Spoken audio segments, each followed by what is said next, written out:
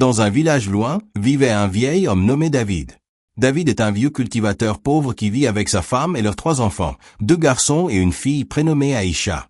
Il ne possède ni terre ni richesse, et chaque jour, dès l'aube, il se rend dans les champs des autres pour travailler comme journalier. Le travail est pénible, les journées sont longues et le salaire dérisoire, mais David accepte tout sans se plaindre. Son seul objectif est de subvenir aux besoins de sa famille et de leur assurer le strict nécessaire. Malgré la misère, sa maison reste un lieu de paix et d'harmonie. On y partage les repas modestes, les rires sincères et le respect mutuel. Sa femme, courageuse et patiente, vend des fruits et des légumes au marché afin de compléter les maigres revenus de son mari, tandis que leurs enfants participent aux tâches quotidiennes et obéissent à leurs parents avec respect. Cependant, la pauvreté de David ne passe pas inaperçue dans le village. Ses anciens amis, qui ont connu la richesse avec le temps, commencent à le regarder avec mépris et arrogance. Lors des réunions ou des cérémonies, il l'humilie en lui confiant des rôles dégradants, le traitant comme un simple serviteur uniquement parce qu'il est pauvre. David ressent profondément ces humiliations, mais il garde le silence et ravale sa honte afin de préserver la paix et l'avenir de sa famille. Dans les champs où il travaille, la situation n'est guère meilleure. Certains employeurs retardent volontairement son salaire, d'autres lui confient les tâches les plus pénibles sans jamais reconnaître ses efforts. Malgré cette injustice constante, David continue de travailler honnêtement, convaincu que la patience, le courage et le travail finiront un jour par être récompensés. Face à l'accumulation de difficultés, David commence peu à peu à réfléchir à un moyen de changer le destin de sa famille. Il rêve d'offrir à ses enfants une vie meilleure, une éducation digne et un avenir sans souffrance ni humiliation.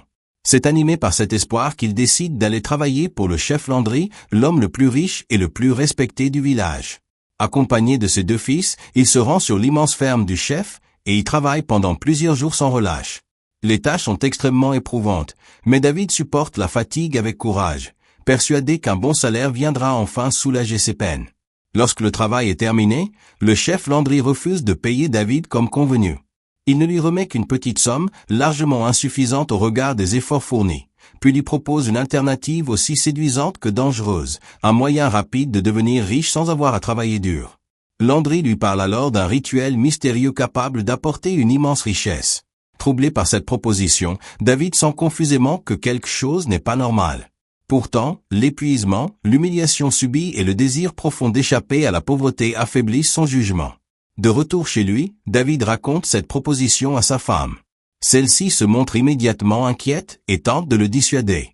Elle lui rappelle que l'argent facile cache souvent de lourdes conséquences et que leur véritable bonheur repose déjà sur l'amour et l'unité de leur famille. Malgré ces avertissements pleins de sagesse, David reste obsédé par l'idée de richesse, convaincu qu'elle mettra définitivement fin à leur souffrance. Peu à peu, il se laisse dominer par cette tentation et finit par accepter l'offre. David se rend alors dans la forêt, où il rencontre un vieil homme mystérieux chargé d'accomplir le rituel.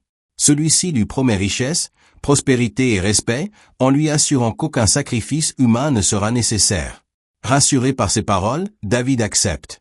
Peu de temps après, sa vie change radicalement. Il devient soudainement très riche.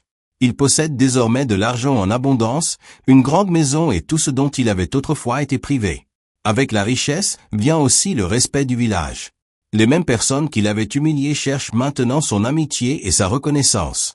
Ses anciens amis, autrefois moqueurs, l'invitent à leur réunion et le traitent avec considération. Sa famille profite d'un grand confort matériel, mais la joie simple et sincère qui régnait autrefois dans leur foyer commence peu à peu à disparaître, remplacée par l'inquiétude et la peur.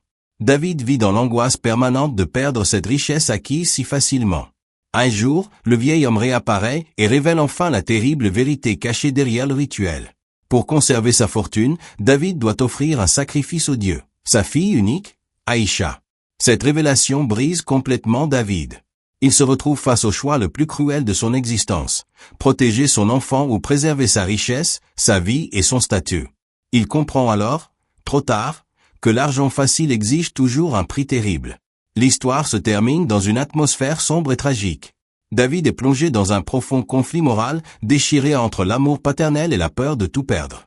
Le récit montre ainsi comment la pauvreté, l'injustice sociale et la tentation de la richesse peuvent conduire un homme honnête à sa perte, tout en rappelant que les véritables richesses sont souvent celles que l'on possède déjà sans en avoir conscience. Si vous avez aimé la vidéo, laissez un commentaire pour partager ce que vous avez appris de cette histoire et n'oubliez pas de vous abonner à la chaîne et liker pour découvrir d'autres contes tout aussi enchanteurs. Merci.